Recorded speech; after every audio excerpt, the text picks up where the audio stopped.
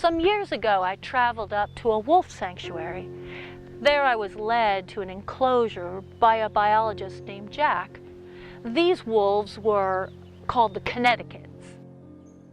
Now, the Connecticut's were a pack of wolves that were raised as pups at the University of Connecticut. And since they were raised in captivity, they could not be set out into the wild. But these wolves, like most wolves, need to run a lot. They can run up to 100 miles a day, and just moving around the enclosure, they tear up the grass. So from time to time, Jack would take them from one enclosure to another enclosure to let the grass rest.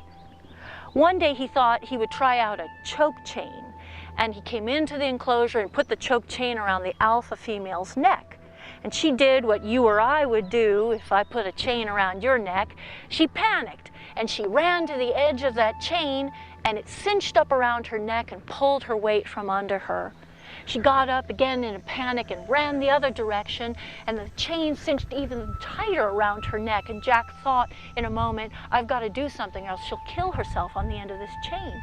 And so he tried to get to her, but she got up and she ran the other direction again, trying to break the chain. And it pulled her weight from under her. So quickly Jack pulled himself to her on the chain. He grabbed all four of her legs and pulled her under his knee and held her body down while he started to loosen the chain. And he realized he was surrounded by all of the other Connecticut's, and they were all showing him their great white teeth.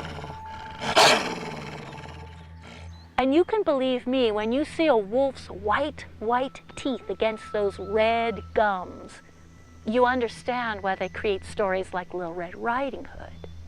In that moment, Jack remembered that a wolf's jaw is so strong that it can snap an elk's leg bone, like you and I can snap a twig.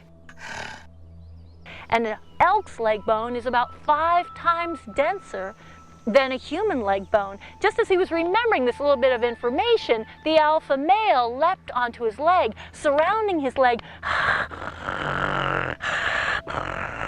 And Jack thought he was going to lose a leg when the wolf jumped off and stood there whining. And then jumped back onto his leg. And then jumped back off, whining. And Jack said, he reminded me of a man who was so frightened he wanted to scream, but he couldn't find his voice.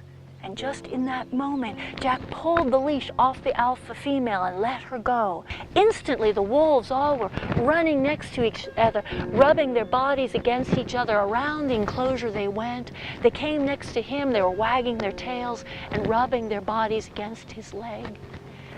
Jack said he realized, as part of their pack, he had been reprimanded, but he had not been hurt.